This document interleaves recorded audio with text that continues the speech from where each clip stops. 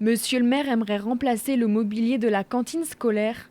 Problème, les tarifs sont hors de prix. Entre 2100 et 2200 euros la table, sachant que j'ai une dizaine de tables à acheter. Aujourd'hui, 10 tables qui correspondent quasiment à l'achat d'un véhicule neuf. Pour nous, c'est très important, voire trop important.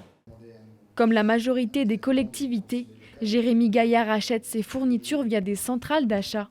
Mais dans ces entreprises, si certains prix restent compétitifs, la plupart sont bien supérieurs au marché.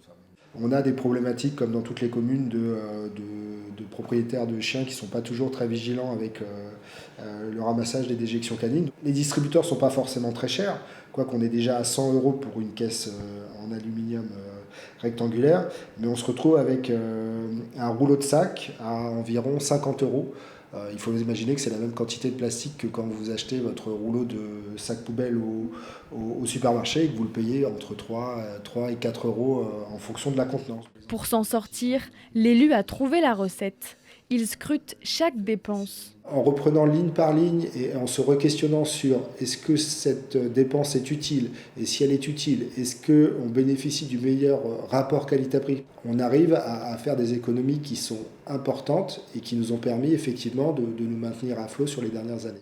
À quelques kilomètres de là, le maire de cette petite commune évite les centrales d'achat et privilégie la collaboration avec les commerçants locaux. Par exemple, il nous faut 3 litres de vin blanc pour le pot du 11 novembre. On travaille avec un viticulteur du coin. Ici, la facture pèse plusieurs milliers d'euros. Pour cette municipalité, acheter en direct est donc un moyen de faire des économies. C'est aussi une façon de répondre pour que l'on ait la capacité de maintenir nos budgets. Ça, c'est hyper important. Mais aussi de pouvoir aider des gens localement. C'est du gagnant-gagnant, on rend en quelque part des services à nos commerçants et qui participent à la vie de ce territoire.